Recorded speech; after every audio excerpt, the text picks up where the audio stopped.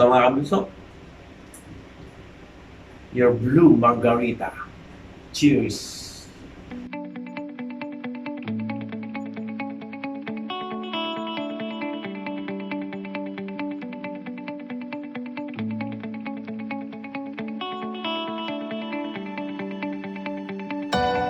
So mga kabuso, good evening, and welcome back to my YouTube channel. So mga kabuso, my name is Edwin, and I am your bartender.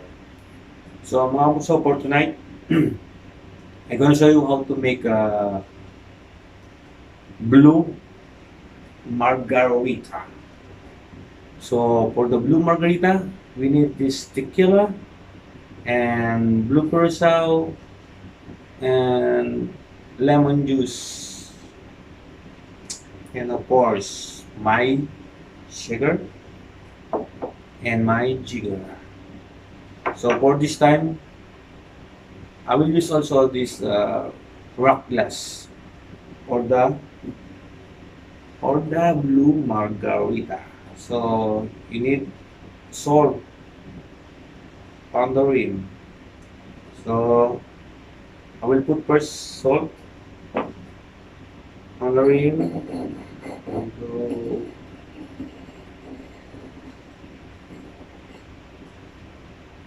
So now perfect with salt.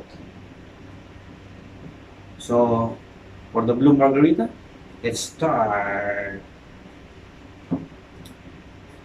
So 45 ml of tequila. 45 ml of Jose Cuervo tequila, and for the blue curacao is 25 ml of blue curacao, 25 ml, and 25 ml of lemon juice,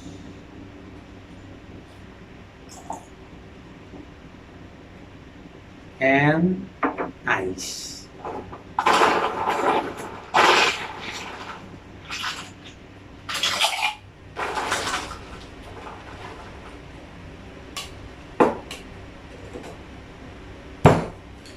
This is my favorite shaking time, baby.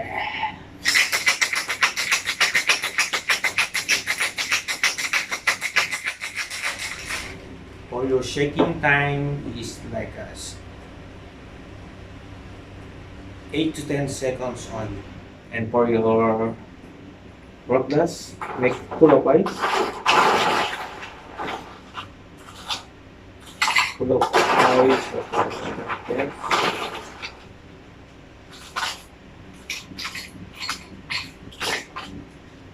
Dan mga kabutso,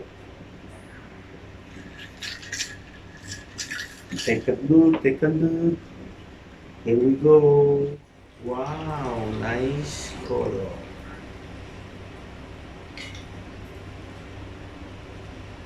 See mga kabutso, perfect. And for the garnish, of course, lime wheel. So mga kabuso, your blue margarita is ready. Cheers! So mga kabuso, thank you very much for watching, and don't forget to like and subscribe my YouTube channel, and don't forget also to share. And once again, this is my favorite actually. This is tasting time. So, enjoy for the tasting time. Cheers, mga kabuso.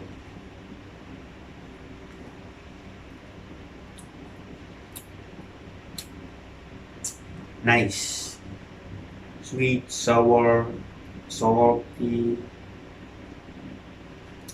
with a hot tequila.